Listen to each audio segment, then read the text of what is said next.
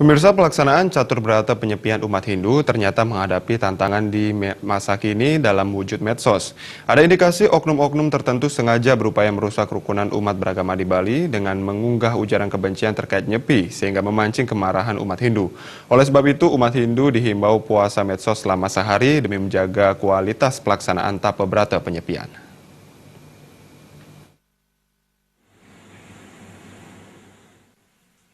Perbedaan dapat dirasakan sebelum dan sesudah maraknya medsos, terutama menjelang perayaan Nyepi. Dahulu umat Hindu pada umumnya taat melaksanakan catur berata penyepian. Tidak banyak oknum umat tertangkap oleh pecalang melanggar catur berata penyepian. Namun kini setelah medsos marak, kualitas pelaksanaan catur berata penyepian amat menurun.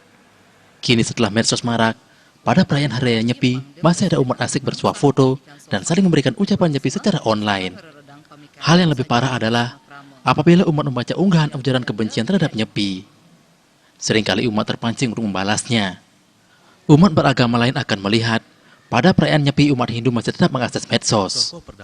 Menurut Ketua MUDP Bali, Jero Gede Swene, ada indikasi kesengajaan oknum-oknum tertentu mengunggah ujaran kebencian terhadap Nyepi sehingga umat Hindu terpancing. Padahal ancaman hukumnya sudah jelas.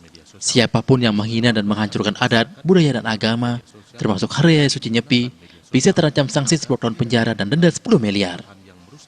Oleh sebab itu, baiknya umat puasa sehari penuh berinternet maupun medsos demi meningkatkan kualitas catur berata penyepian dan mencegah hal-hal yang tidak diinginkan yang dikhawatirkan bermuara pada rusaknya nama Bali sebagai pulau yang sangat menjunjung toleransi antar umat beragama.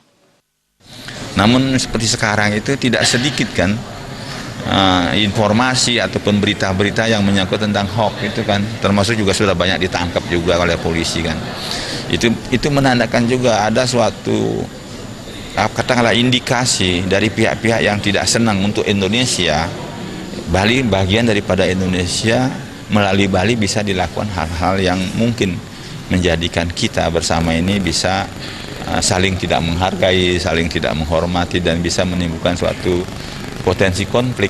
Ini yang kita juga rasakan ya, termasuk juga beberapa hal-hal yang terjadi yang sudah terjadi terdahulu kan, banyak juga di media sosial itu muncul kenapa harus ada Nyepi dan lain sebagainya, muncul juga itu kan. Tapi kita sebagai orang yang beragama atau umat beragama, kita sikapi dengan hal yang positif saja.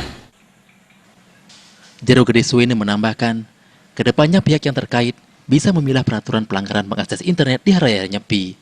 Umat Hindu wajib mematuhi peraturan tidak mengakses internet. Namun dunia perbankan misalnya, seharusnya tetap boleh menjalankan aktivitasnya transaksi online. Gong Krisna, Bali TV.